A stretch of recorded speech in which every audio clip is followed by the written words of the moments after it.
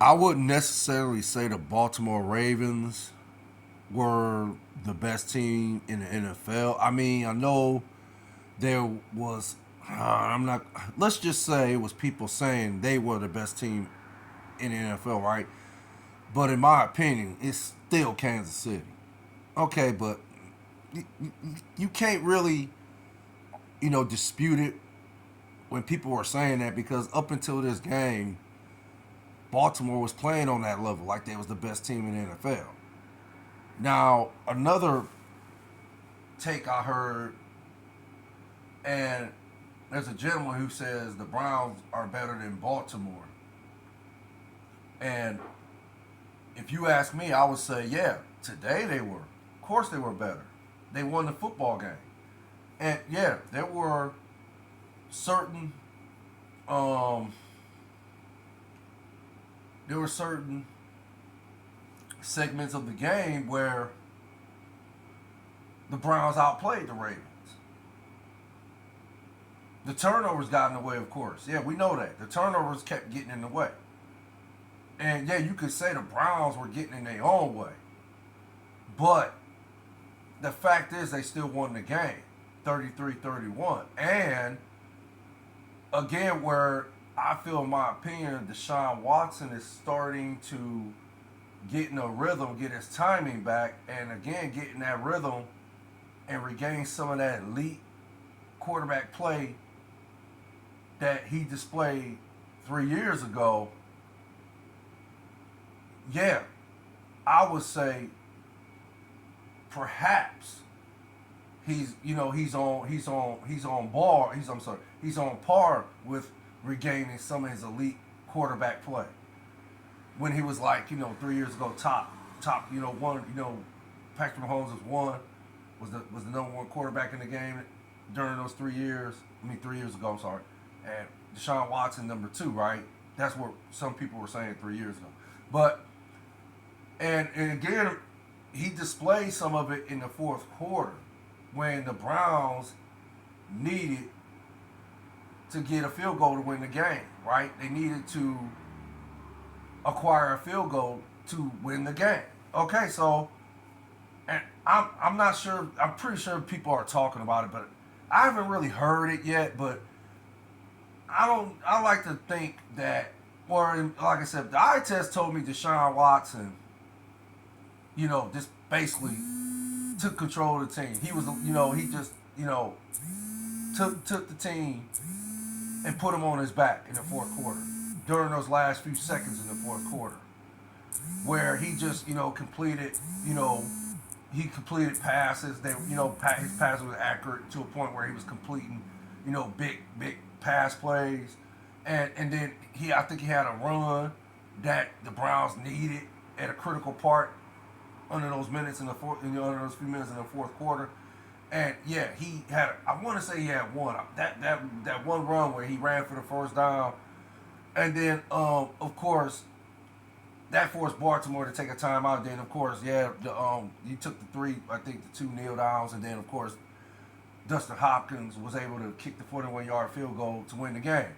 But again, I don't know, and I'm pretty sure Deshaun Watson has been getting credit for this from other analysts. I just haven't heard it yet, so I'm just gonna assume that yeah, everybody, most these analysts that has more credibility than I have, that makes sense. I'm pretty sure they spoke on this. So again, that was a critical drive in my opinion. It was very critical because if Deshaun Watson does not execute that drive in under a minute and some odd seconds in the game, the Browns don't win. The Baltimore Ravens win 31-30, right? Okay. Or I guess you could say Dustin Hopkins missed that extra point and they would have won in overtime. If he made it, then it would have been 31-30. But okay. I mean, I'm sorry, 31-31. It would have been a tie game. So he missed it and it was 31-30 Ravens. So, yeah, if Deshaun Watson don't execute that drive in a minute and some odd seconds, Browns lose the game. And then it'd be a different conversation we'd be having tonight. We'd be saying things like, oh, the Browns just ain't ready. Oh, they were so close. Oh, the Browns still had a lot of turnovers that hurt them. And that was the biggest difference of the game was the turnovers. Because, again, and the first turnover was a fluke play. I mean, again, it's just one of the plays you throw the ball, the guy get his hands on it. But in this case, the guy got his hands on it, and just so happened he was able to, you know, have that. I'm gonna say this was an athleticism like play. He was able to, have that the athleticism to, catch the ball as he batted in the air, and he was able to, it was almost like a simultaneously like play. He bats the ball and then he catch it at the same time. That takes athleticism, and that's what he displayed on that play. But again, that's a fluke play to me because again, you could do that play probably 1,000 times, and you would never have that type of success. So yeah, he hit the ball, he caught it and ran in for a pick six. So to me, that was a fluke play. Okay, and then the other in like late in the fourth quarter, where the Browns had stopped the Ravens, Myles Garrett had sacked Lamar Jackson for a huge loss, and the Ravens had to punt the ball away, which they did. And then the guy, what's his name, Prochet, I think his name was, the punt returner for the Browns. He catches the ball, but he muffs it. He catches it, but then it slips out of his hands. And then the Ravens were able to recover the ball on the 10-yard line.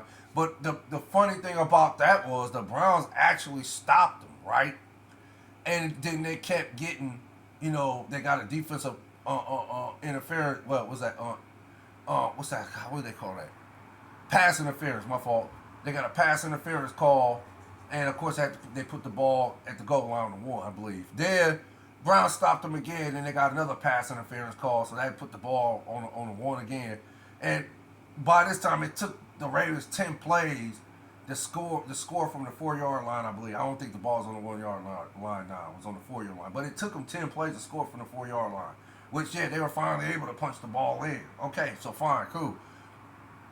But instead of, and I think the Browns was down 31-17. But, again, the Browns get the ball back, and they were able to, Deshaun Watson and the crew were able to execute a drive that generated 7 more points. So now it's 31-24, and then the defense stops Lamar again. So then the Browns take the ball downfield again, get another touchdown. Now it's 30.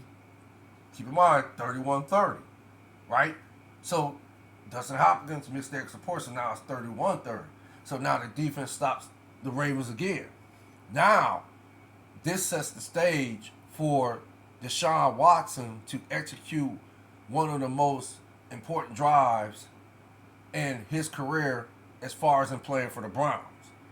And that's exactly what Deshaun Watson did. He made huge, accurate pass, he made huge plays from the quarterback position in the pocket, if that makes sense. He had 2 huge pass, he completed 2 huge passes to, I want to say one was to Amari Cooper. I can't think of that other receiver, but, and the other one was to David Njoku, the tight end, not receiver. And then, again, Deshaun Watson was able to run for a first down. So now by this time, the Ravens have to use their timeout. And then, then now the Browns, I believe they took 2 kneel downs. And then now Dustin Hopkins was, the stage was set for Dustin Hopkins to kick the game-winning field goal for the Browns, in which that's what he did. But again, I don't know. I'm going to say, I'm sorry, I always gave these analysts that have more credibility than I have credit that they have spoke on that drive Deshaun Watson executed in order for the Browns to be in position to win the game with their field goal kicker, Dustin Hopkins. So, again, that showed me that, yeah, these are the type of games Deshaun Watson won 3 years ago, where he just basically put the team on his back and put him in position to win the game, basically, if that makes sense. So, that's why I say he's showing, it seems like to me, he's getting his timing back. He's in rhythm. He's starting to get in rhythm, and he's starting to show, regain some of that elite quarterback play he displayed 3 years ago. That's why I said it like that.